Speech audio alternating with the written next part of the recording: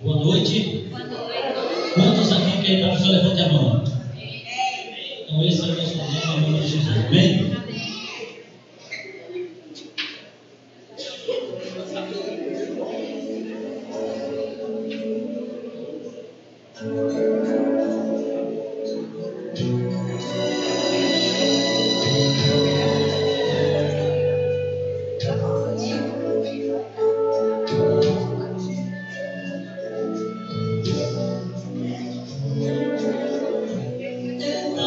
De quase noite, Cristo e seus discípulos ali, o pão e o vinho à mesa eram repartidos entre irmãos. Depois da Santa Ceia, foram para o monte com Jesus.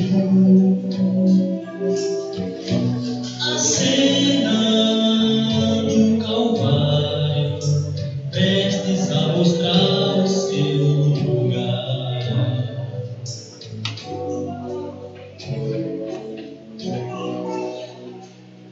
E o mestre lhes falou que havia de partir.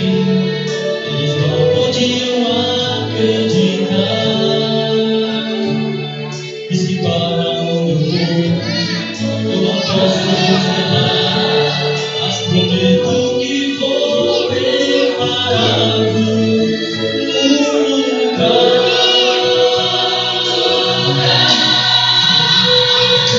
Não se encanta o coração, crede em Deus, em mim. Quando eu for daqui voltar, no céu tereis lugar. No céu tereis lugar.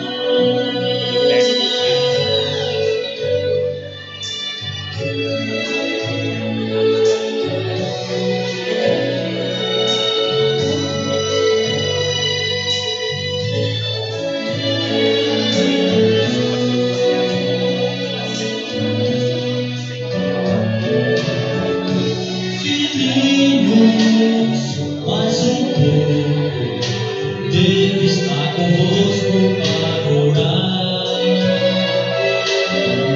Chegada é a hora, devo ir agora e me entregar.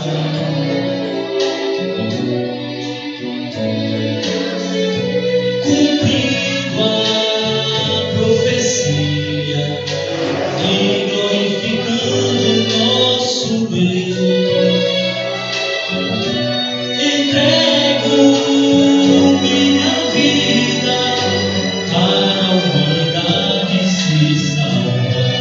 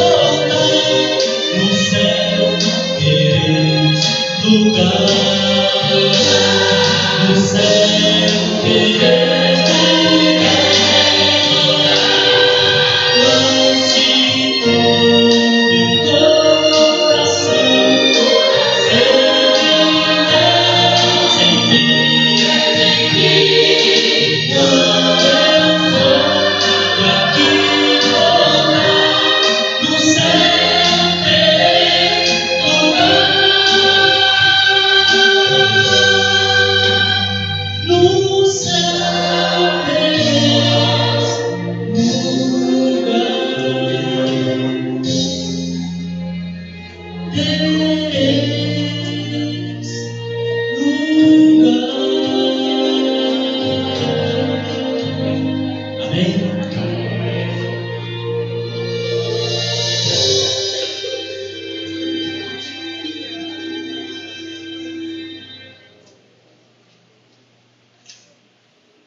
Boa noite a todos. Bom ver a igreja cheia. Começamos ontem à noite. Uma noite bastante feliz para mim. Essa igreja, de maneira especial, tem trazido bastante alegria, porque as pessoas que aqui vivem, que aqui frequentam, que aqui congregam, são pessoas que amam a Deus. Eu sei que se você está aqui, você tem um amigo aqui.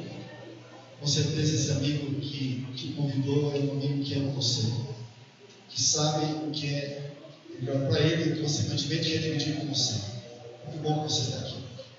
Nós estamos orando por todos vocês, orando por aqueles que são já membros da igreja, os amigos que estão aqui. O nosso desejo é que essa semana seja uma semana que mude a nossa vida. Nós, com certeza, já tentamos muitas coisas para sermos felizes. Aqueles que já experimentam uma vida com Deus sabem que aí está o segredo da felicidade. Quando você tem uma vida com Deus, você tem base, você tem estrutura para viver, para cumprir os papéis que Deus te chama a cumprir. Porque você já parou para pensar que nós não temos um único papel? Já parou para pensar que você é Luiz marido, pai, profissional, você também é filho, você tem inúmeros papéis nessa vida.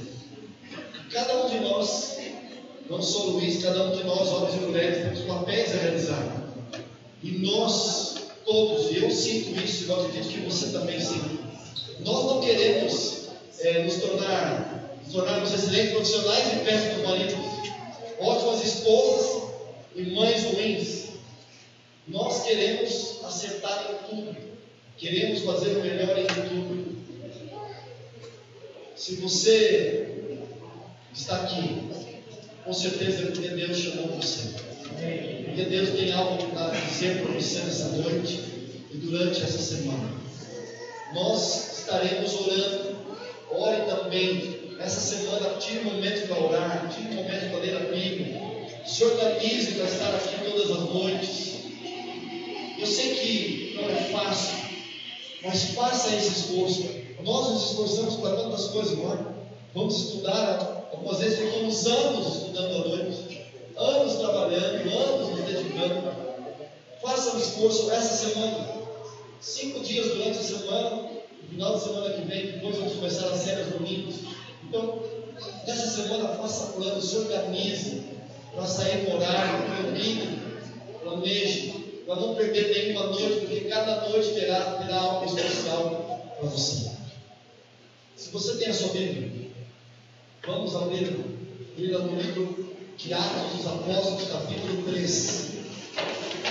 Você que está me ouvindo pela internet, abra a sua Bíblia também, pegue a sua Bíblia, estude conosco. Eu quero convidar você para estar aqui conosco durante a semana. Mas se você não puder, estude conosco pela internet.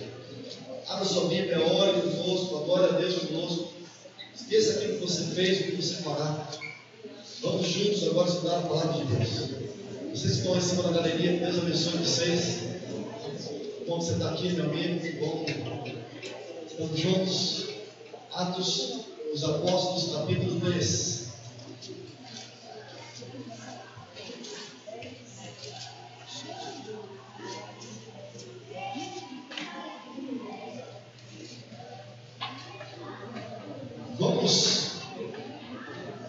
Vamos fazer uma oração antes.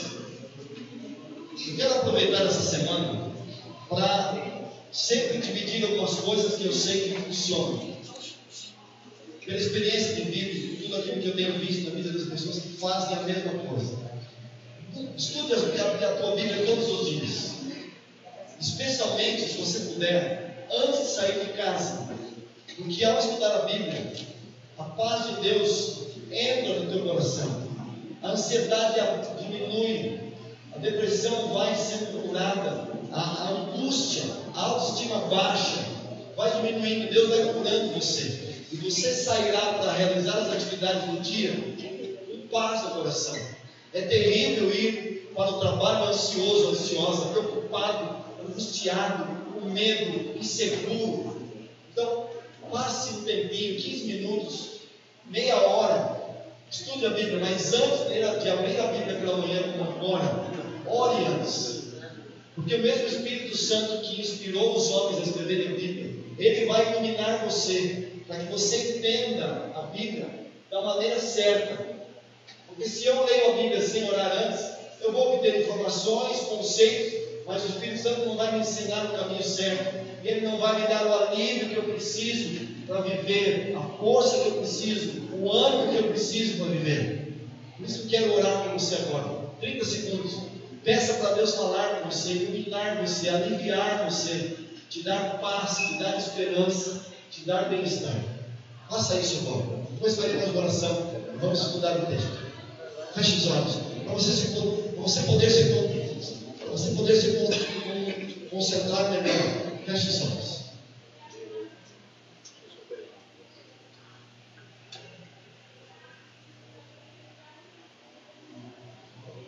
Você está em casa também, olha a Deus.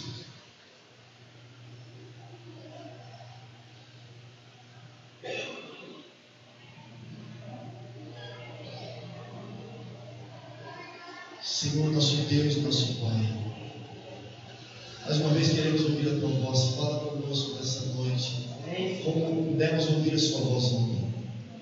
Queremos nos tornar pessoas melhores, com a força, o ânimo e a esperança necessária para viver. Transmite isso para nós mais uma vez e muda o que precisa ser mudado, para que saímos daqui para viver essa semana de uma maneira muito melhor do que temos vivido. Fica conosco, continua conosco, te pedimos no nome de Jesus. Amém. Se você puder, eu não estou me ouvindo muito bem, melhor, por favor, o retorno para mim, um pouquinho mais em grave, por gentileza, aumenta um pouquinho para mim. Capítulo 3, Atos dos Apóstolos. Começa dizendo no versículo 1: Pedro e João subiam ao templo para a oração da hora nona.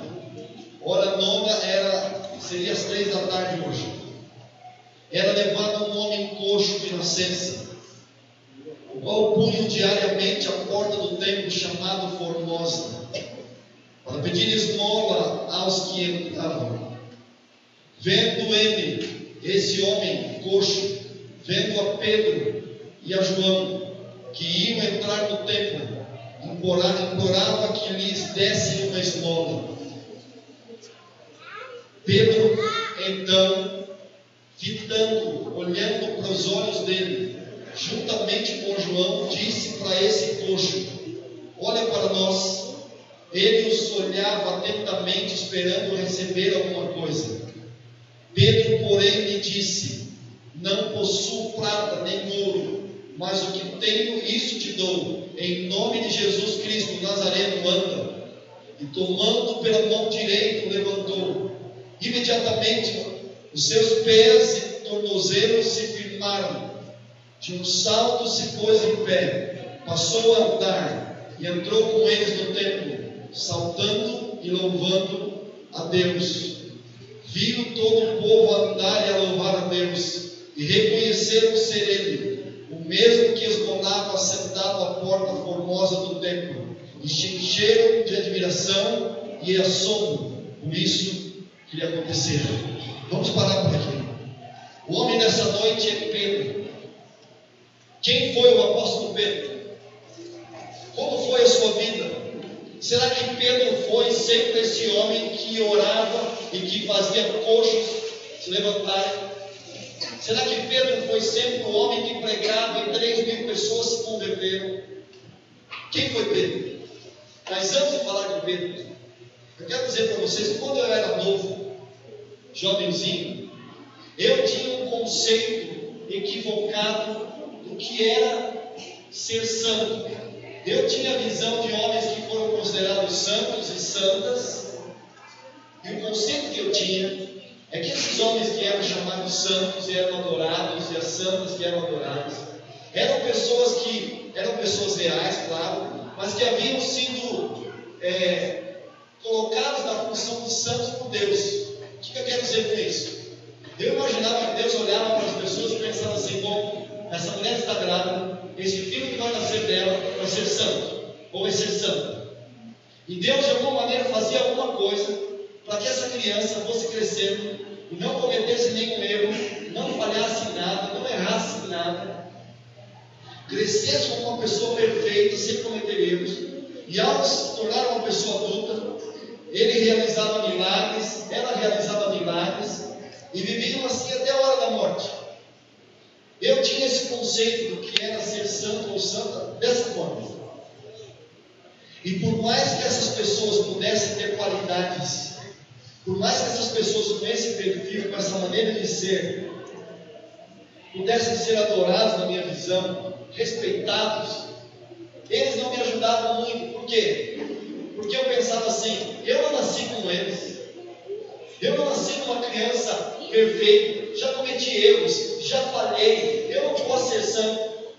Então, por mais que eu pudesse admirá-los, por mais que eu pudesse ter o desejo de observá-los, eu pensava: eu não posso ser como eles. E isso não me motivava a viver uma vida melhor, uma vida diferente, cumprindo os meus papéis, como disse no início do sermão, preocupado em fazer o meu melhor, em ser o melhor em todas as áreas. E eu cresci assim, pensando: como sou um ser humano como outro. Mas aos 20 anos eu comecei a estudar a Bíblia, há 31 anos atrás. E quando eu comecei a estudar a Bíblia, eu comecei a observar que os homens chamados santos, ou as mulheres chamadas santas, eles não, apesar de serem santos ou santas, eles não eram pessoas como eu havia pensado. Eu percebi que a maioria deles, ao longo da vida, passaram por momentos bons, por momentos difíceis, por momentos onde acertaram, mas por momentos onde erraram. Eu percebi que o conceito de santidade da Bíblia era diferente do meu conceito. E eu aprendi que para eu me tornar uma pessoa santa, eu deveria viver uma vida com Deus, mas que ao viver a minha vida com Deus, eu não estaria isento de errar. Eu poderia errar, porque eu entendi que quando o ser humano nasce nesse mundo, ele não nasce com um desejo natural, 100% do tempo, com o desejo de viver a sua vida como Deus quer que ele viva. Eu percebi que nós, seres humanos, quando nascemos aqui, como eu disse ontem, nós temos uma inclinação para o mal, e que não existe a mínima possibilidade de não errarmos, a não ser que Deus gradativamente mude a minha maneira de pensar, me mostre a direção a seguir, para que passo a passo, dia após dia, eu vá aprendendo, vá crescendo, vá me desenvolvendo. No capítulo 8, no livro de João, no versículo 32, João diz assim: e conhecereis a verdade, e a verdade vos libertará. Libertará do quê? Do pecado, dos erros, de andarmos por caminhos que nos trazem a morte, a tristeza, e ao mesmo tempo nos livrar da morte eterna. Agora, João diz: conhecereis a verdade. Dá para conhecer a verdade em um momento? Dá para conhecer a verdade em um dia só? Claro que não. Se você quer se tornar um médico, você tem que estudar por anos. Se você quer se tornar, não importa a tua profissão, você tem que estudar. Você não se tornou um construtor em um dia, há uma vida aprendendo, observando, estudando, fazendo, aí você vai melhorando, e cada dia melhorando em qualquer profissão, em qualquer área. E na vida cristã não é diferente. Eu fico impressionado quando vejo, não estou criticando, mas é uma coisa que me impressiona, mas eu estranho quando vejo placas em algumas igrejas dizendo assim: venha para o culto da libertação. Você vem hoje, vai ser libertado hoje. Não tem como ser libertado. Ah, mas eu oro, põe a mão em você e te liberto. Queridos, o processo de libertação, o processo de cura é: conhecereis a verdade, e a verdade vos libertará. João capítulo 14, versículo 6, Jesus diz: eu sou o caminho, a verdade e a vida. Ninguém vem ao Pai senão por mim. Ele é a verdade. Eu não tenho como conhecer a Jesus e a palavra de Deus em um dia. Nós todos precisamos crescer. Os homens santos e santas da Bíblia acertaram, erraram, mas qual foi o segredo deles? Aprenderam a andar com Deus, buscando a verdade, o conhecimento da verdade. Será que com Pedro foi diferente? Será que com Pedro as coisas aconteceram de uma outra forma? O chamado de Pedro está no capítulo 1 de João. Eu vou citar, depois se você quiser anotar nele em casa. O chamado de Pedro está no capítulo 1. Pedro era um pescador. E Jesus olhou para Pedro e fez o seguinte chamado para Pedro. Ele disse assim: tu és Simão, e o nome dele era Simão Pedro. Então Jesus disse: tu és Simão, filho de João, tu serás chamado Cefas. Quando Jesus chama Pedro, ele chama dessa maneira. O que Jesus quis dizer com esse chamado? Jesus olhou para Pedro e disse assim: Pedro, você é Simão, eu conheço o seu presente, você é Simão, mas você, Pedro, é filho de João, eu conheço o teu passado. Mas Pedro, se você andar comigo, se você me deixar conduzir tua vida, se você me deixar te ensinar, te transformar, tu serás chamado Cefas, que significa pedra pequena. Jesus é a pedra, é a rocha. Pedro seria, ao andar com Jesus, o reflexo de Cristo, uma pedra, o reflexo da rocha que é Jesus. Quando você olha a vida de Pedro, você vê que Pedro não era diferente de você e de mim. E isso me motiva, porque Pedro era um homem como nós. Pedro era um homem que tinha lutas. Pedro era um homem que tinha características positivas, coisas boas, mas Pedro também tinha características negativas. Quando Jesus escolheu a Pedro, ele não olhou para Pedro porque Pedro estava perfeito, porque Pedro não tinha defeito, porque Pedro nunca havia errado. Sabe por que ele escolheu Pedro? Porque ele olhou para Pedro e viu o coração de Pedro. E ele percebeu que Pedro tinha um coração, uma mente que se permitiria ser conduzido pelo Espírito Santo. Queridos, quando Deus olha para você e para mim, Ele não olha simplesmente para o que somos. Ele olha para a nossa vida, Ele imagina quem nós nos tornaremos no futuro, se hoje começarmos a viver uma vida cristã com Ele. Ele projeta um futuro maravilhoso para nós. Ele sabe que nós temos defeitos, Ele sabe que nem tudo em nós é perfeito, mas sempre percebe que você está aberto para receber a sua influência, as suas orientações. Sempre percebe que o preconceito não domina o teu coração.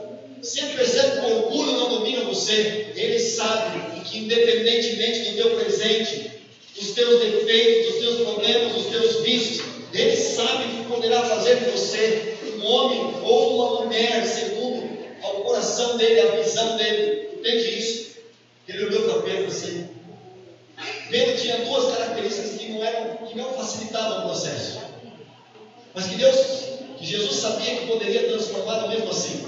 Quais eram as duas características de Pedro que não eram fáceis? A primeira delas, Pedro era um homem autossuficiente.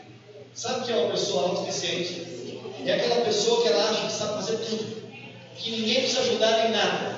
É aquela pessoa que tem que fazer alguma coisa, ela fala: não me atrapalha, eu resolvo, eu sei o que tem que fazer. Você intromete aqui que eu estou cozinhando, dá palpite, eu sei tudo aqui. No meu escritório, eu que comando aqui essa área, não vem dizer o que eu tenho que fazer. Sabe pessoas assim? Será que você é assim? Eu já trabalhei com gente assim. Você queria ajudar, ninguém me ajuda. A pessoa se sente: eu não quero, não tem como ajudar, não tem como ensinar, ela não quer. Pedro assim. Os amigos tentavam fazer alguma coisa para ele e diziam: eu sou Pedro, eu conheço, eu sei o que fazer. E isso, até certo ponto, dificultava a ação do Espírito Santo, porque Pedro tinha que admitir que, por mais que ele tivesse qualidades, ele tinha que aprender coisas. Porque, queridos, quem de nós que está aqui nessa noite, eu me incluo, sabemos tudo, de todas as áreas, ou mesmo de uma área? Sempre temos que aprender. E temos que ter a humildade de entender que temos coisas para aprender. Segunda característica de Pedro, que dificultava um pouco o trabalho do Espírito Santo. Pedro era um homem impulsivo. Sabe o que é uma pessoa impulsiva? É aquela pessoa que fala primeiro e depois pensa. Quantas vezes você já não machucou alguém por causa disso? Você falou tudo e depois falou: nossa, por que eu fui falar isso para o meu marido? Chamei ele de medroso, falei que ele, enfim. Depois você pensa: eu amo esse homem, por que eu fui falar isso? Ou o marido fala para a mulher uma série de coisas que eu estava fazendo, eu amo tanto essa mulher, por que eu fui falar isso? Ou no trabalho, ou aqui na igreja. Pedro era impossível. Ele falava primeiro, depois ele pensava. Algumas vezes ele agia, depois pensava. Querem ver alguns exemplos? Capítulo 14 do livro de Marcos. Eu não vou abrir agora pelo tempo, anote, leia em casa, capítulo 14. Mateus 14. Jesus estava com os discípulos pregando o evangelho para uma multidão, mais 5.000. E quando Jesus terminou de pregar, os discípulos disseram: Senhor, eu tenho que comer. E Jesus então pega alguns pães, pega alguns peixes, poucos, e ele multiplica, pelo poder de Deus, os pães, ele multiplica os peixes, e ele alimenta a multidão inteira. Foi um alvoroço terrível. As pessoas disseram: então pronto, chega agora, Jesus tem que mostrar que ele é o rei, tirar a gente da escravidão dos romanos que dominavam o mundo naquela época. Só que Jesus não veio aqui na primeira vinda dele para construir um reino humano. Ele veio aqui para ser nosso modelo, para ser nosso exemplo, para morrer por nós na cruz, para mostrar para o universo quem era Deus, não para implantar um reino terreno. O reino de Jesus eterno será na sua segunda vinda. Mas os discípulos e a maioria das pessoas não entendiam isso. E tentaram pressionar a Jesus para que Jesus, então, de alguma maneira, se colocasse como rei, porque eles pensavam: se ele consegue multiplicar comida, se ele consegue curar, ele consegue fazer qualquer coisa. Se nós vamos para a guerra, alguém morrer, ele ressuscita. Se faltar comida, ele dá comida. Mas Jesus disse não. Ele despede as multidões. Ele fala para os discípulos: vão, peguem o barco e vão para o mar. E ele fica no monte, orando, até a quarta vigília da noite. Quando a Bíblia fala de quarta vigília, terceira vigília, é assim: os judeus entendiam que das 6 da tarde, por exemplo, mais ou menos, das 6 da tarde às 6 da manhã, tinha 4 divisões à noite.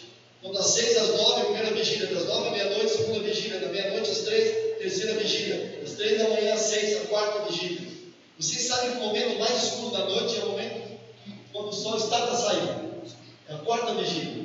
E Jesus foi encontrar com os discípulos na quarta vigília, muito escuro. Eles só tinham um mar, estavam no meio do mar.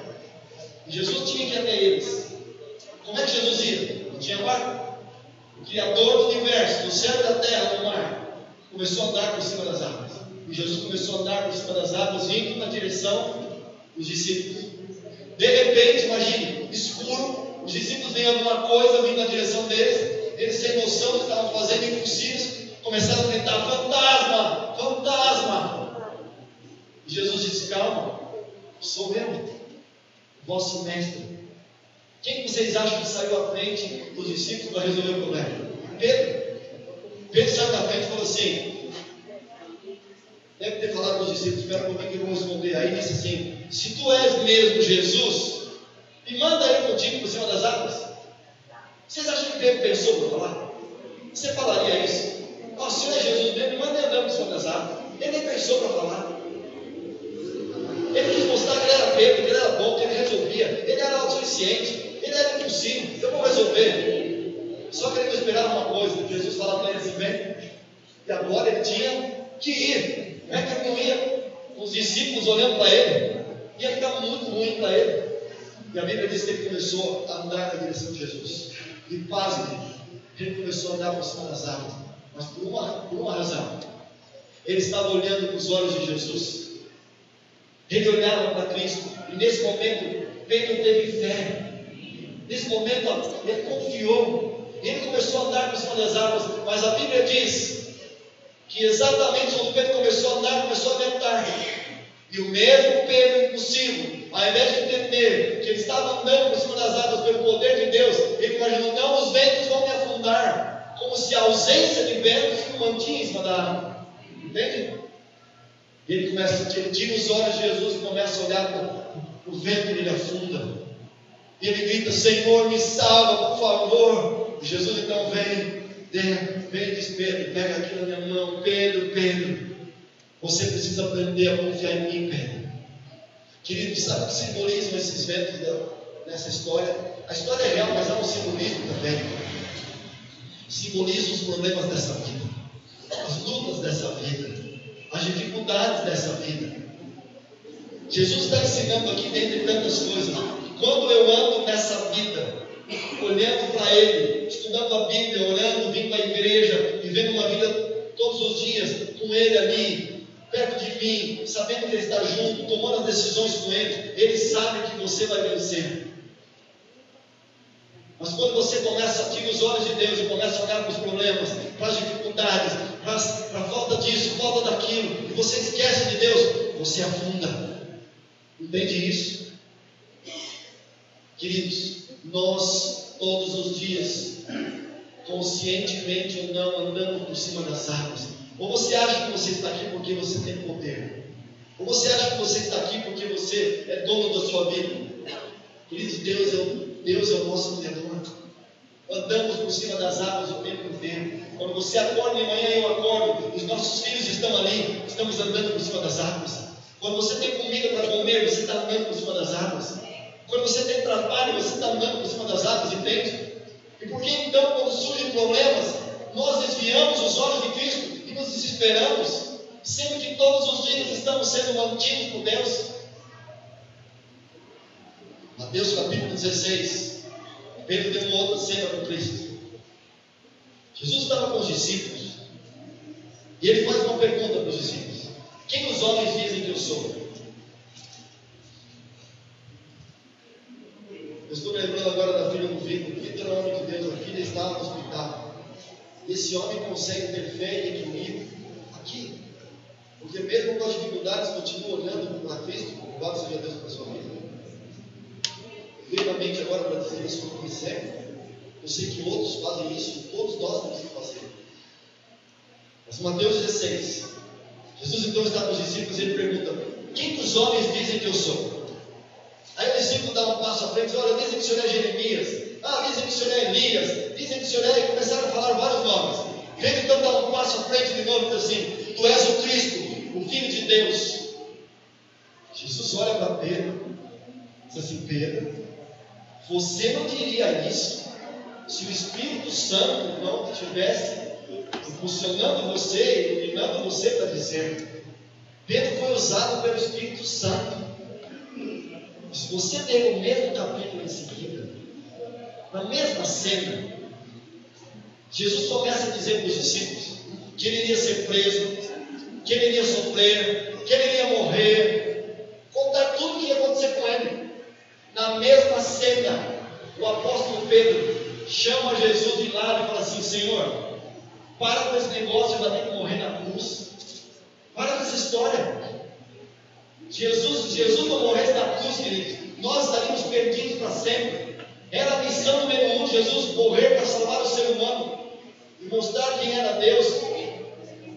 E Pedro estava tentando convencer Jesus a não fazer isso. Ele se sentiu tão bom, tão iluminado, tão inspirado, a ponto de dizer: ele é o Filho de Deus, o Cristo. Jesus ainda disse que ele era dirigido pelo Espírito Santo.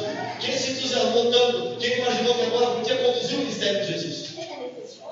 E quando Pedro fala isso para Jesus, o que Jesus diz para ele? Afasta-te de mim, Satanás.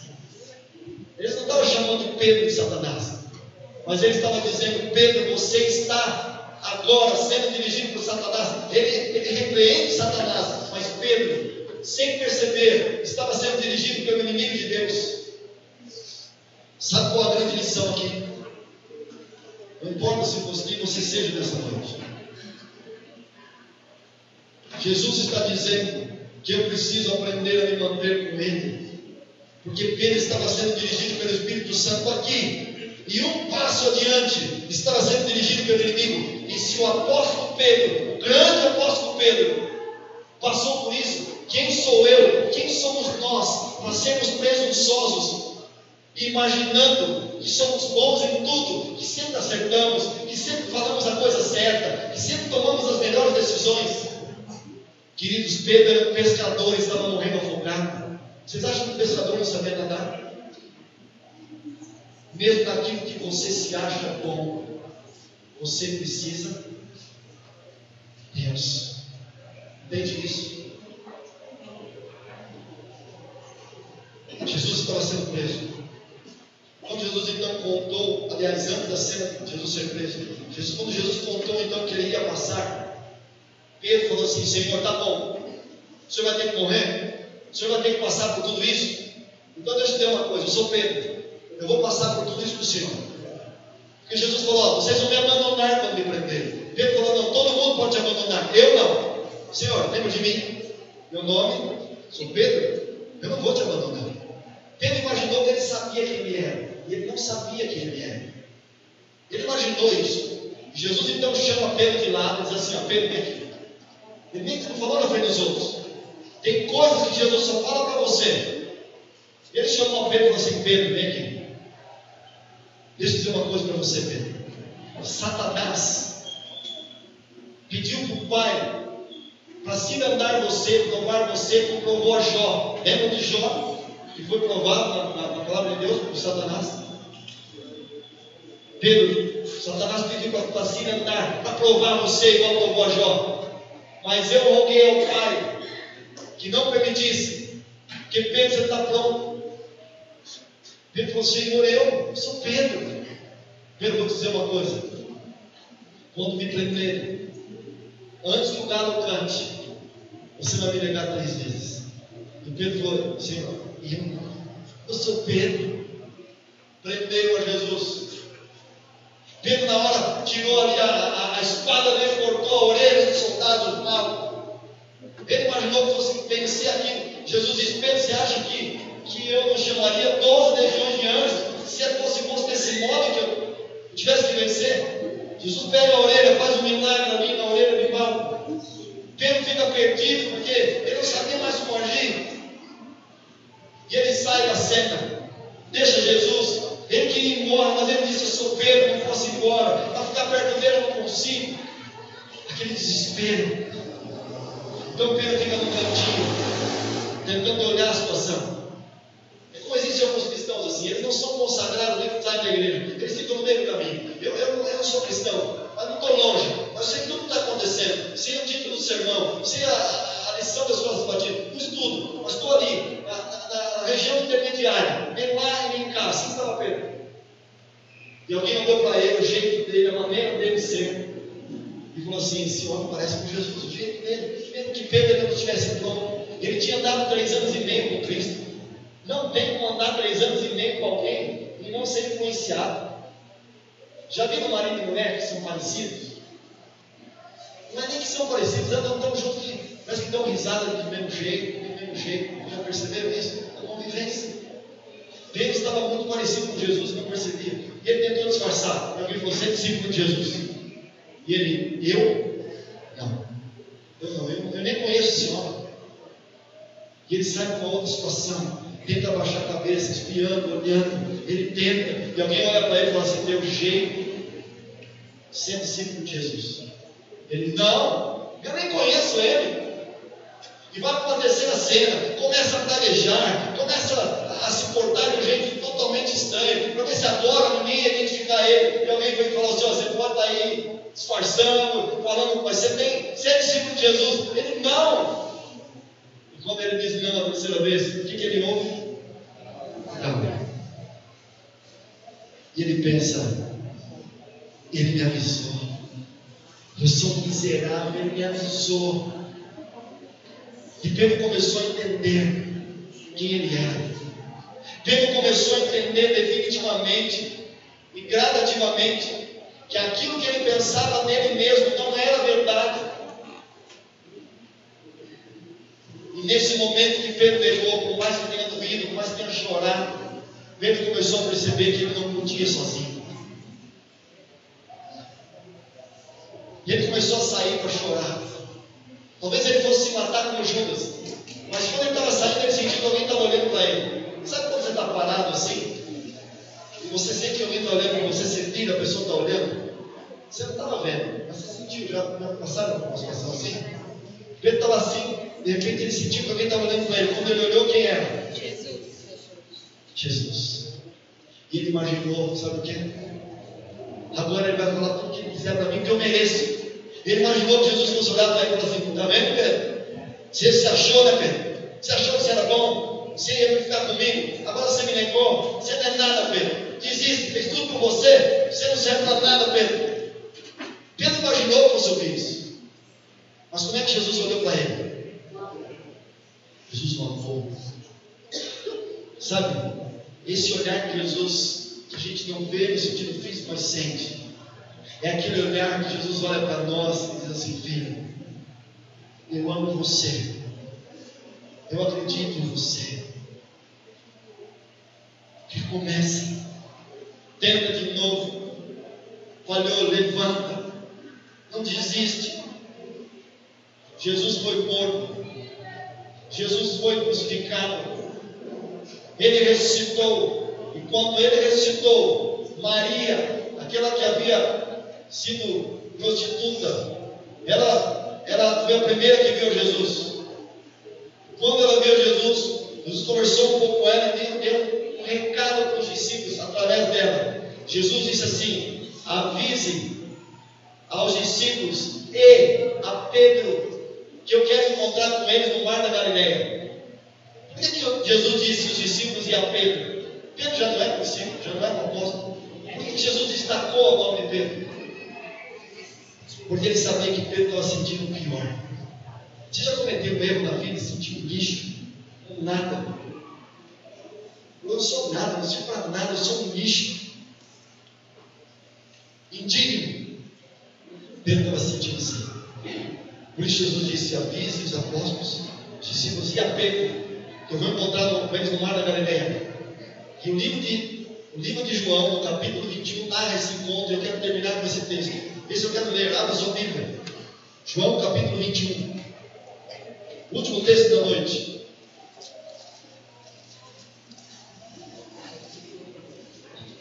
João capítulo 21, quarto livro do Novo Testamento, a partir do versículo 15.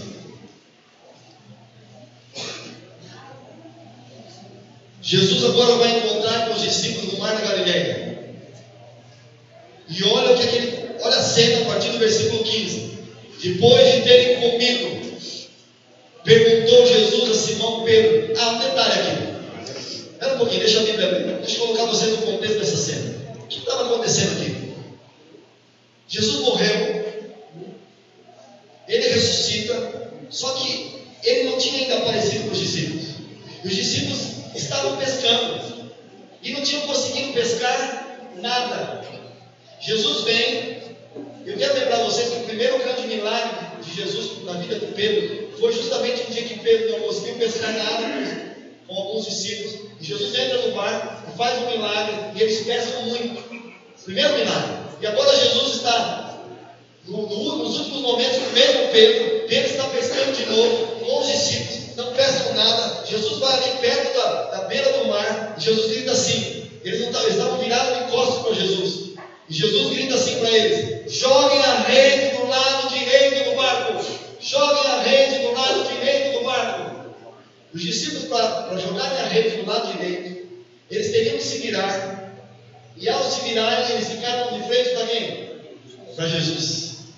E quando Pedro olha para aquele homem que havia gritado, ele reconhece que era Jesus. Ele pula no barco. João vai junto, ele corre, ele vai até Jesus. Jesus estava ali na beira. E nesse momento Jesus chama Pedro. O texto que eu vou ler agora.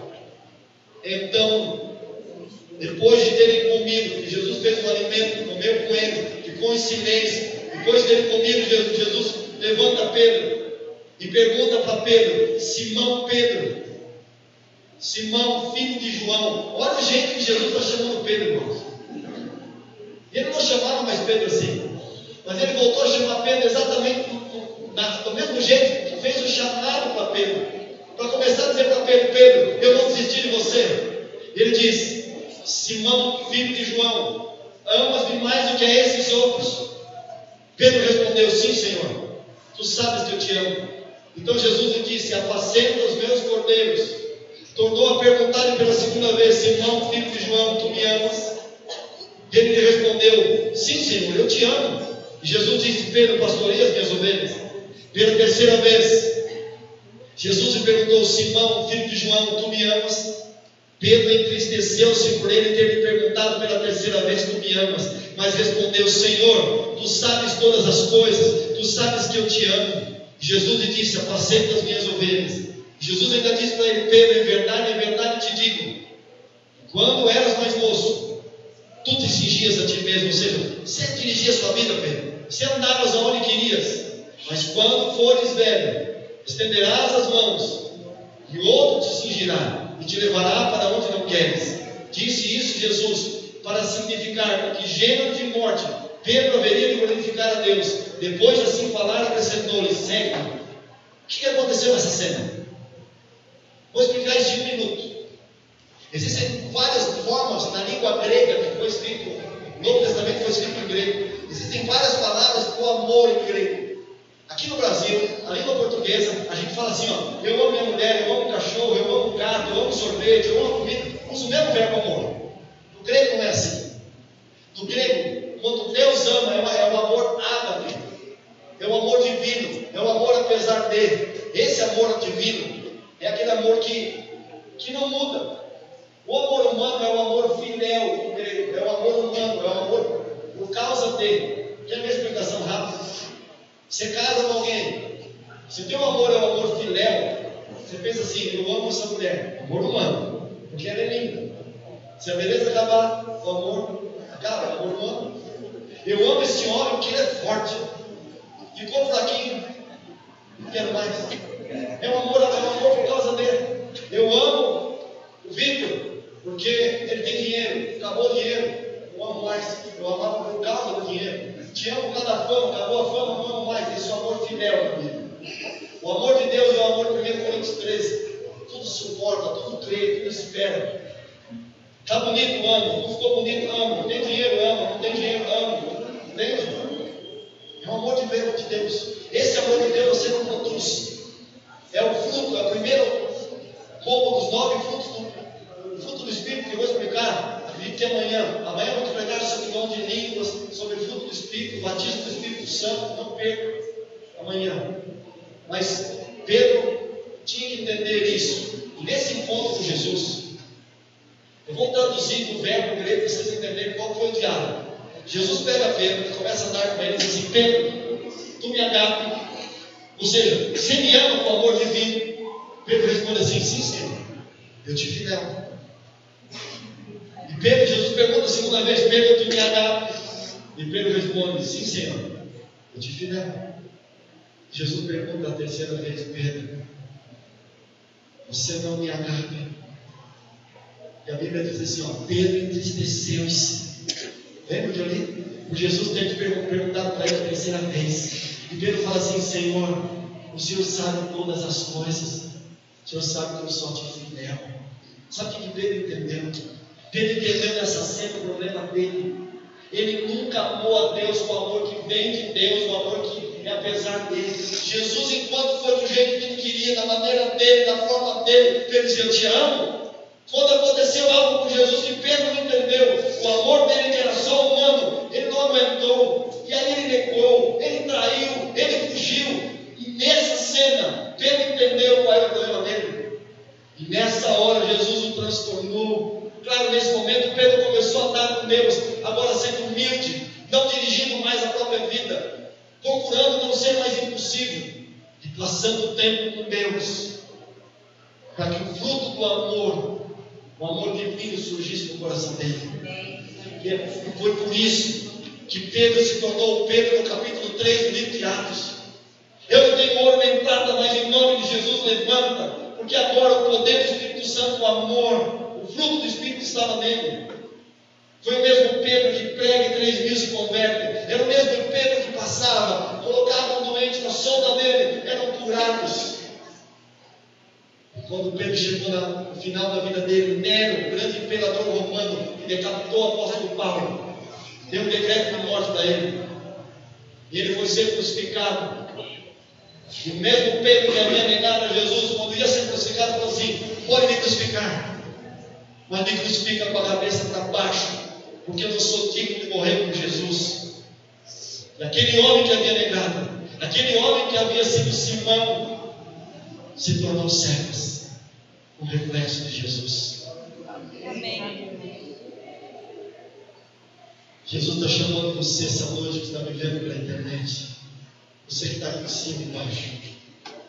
Jesus está dizendo para você nessa noite: eu conheço você, eu conheço o teu passado, mas se você me deixar dirigir a sua vida, se você me deixar te transformar, filha, se você me deixar cuidar de você, filho, eu vou fazer de você Cefas, vou fazer de você uma pessoa vitoriosa, feliz. Você vai vencer.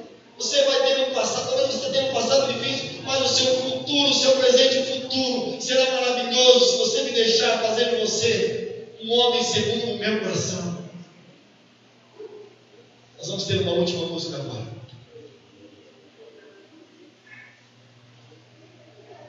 Está cansado de lutar do seu jeito? Está cansado de dirigir sua vida? Está cansado de dar passos que tem te feito chorar?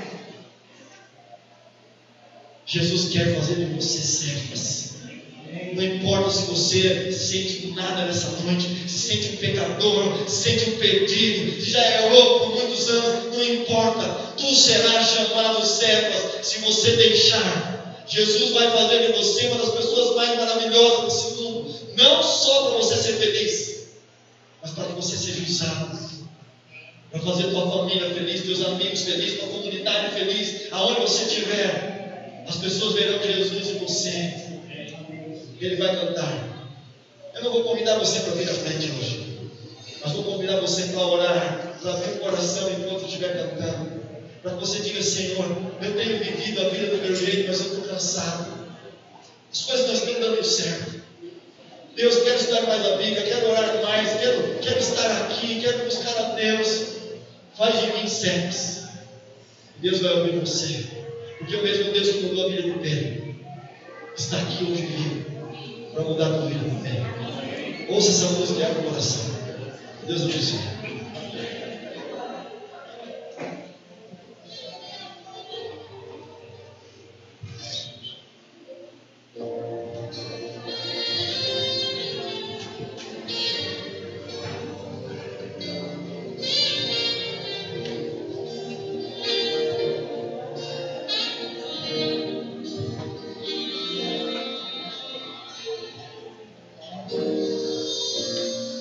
Eu já tomei a decisão de me entregar a ti, já decidi recomeçar,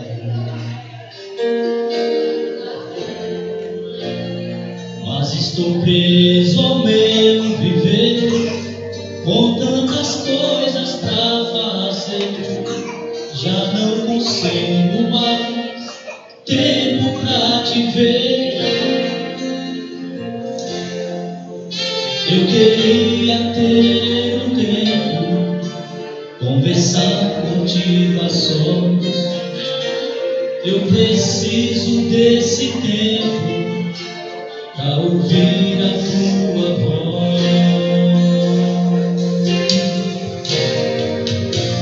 Sempre que eu paro pra pensar, me vem a sensação de que não vou mais conseguir.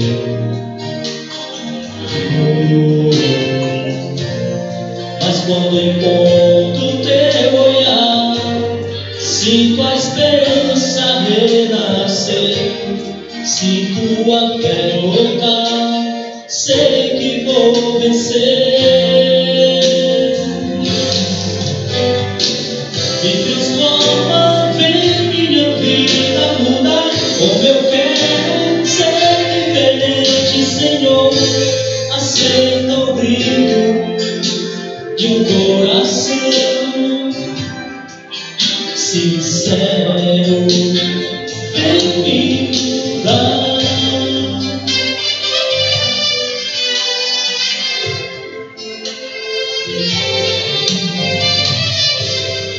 Sempre que eu paro pra pensar, me vem a sensação de que não vou mais conseguir.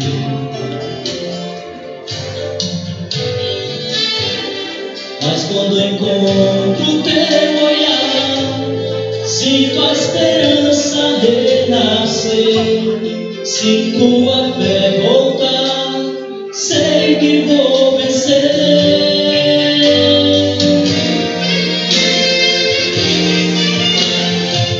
Me transforma, vem minha vida mudar, como eu quero ser diferente, Senhor.